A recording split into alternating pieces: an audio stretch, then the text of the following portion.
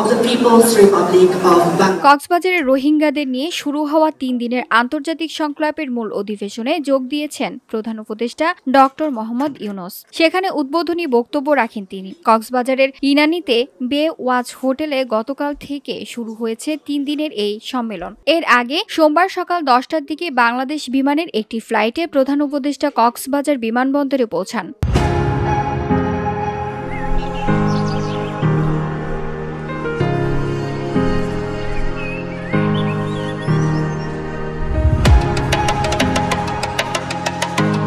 উল্লেখ্য, রোববার বিকেলে ৫টার দিকে এই সংলাপের প্রথম অধিবেশন অনুষ্ঠিত হয়। প্রথম দিনের কার্যক্রমে ছিল রোহিঙ্গা প্রতিনিধিদের সাথে বিশেষ ইন্টারঅ্যাক্টিভ সেশন। আলোচনা হয় রোহিঙ্গাদের নিরাপদ ও মর্যাদাপূর্ণ প্রত্যাবাসনের জন্য আস্থা গড়ে তোলার উপায় নিয়ে।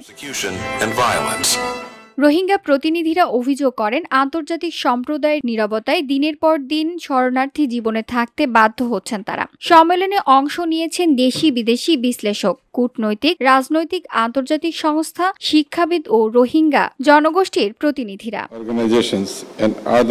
জাতিসংঘ, বিভিন্ন দেশের প্রতিনিধি, উন্নয়ন সহযোগী সংস্থা এবং সরকারের উচ্চপদস্থ নীতি নির্ধারকরা এই সম্মেলনে অংশ নিচ্ছেন। মূল অধিবেশনে প্রধান অতিথি হিসেবে যোগ দেবেন ডক্টর মোহাম্মদ ইউনূস। তিনি রোহিঙ্গা সংকট নিরসনে বাংলাদেশ অবস্থা তুলে ধরেন এবং আন্তর্জাতিক সহযোগিতার আহ্বান করবেন।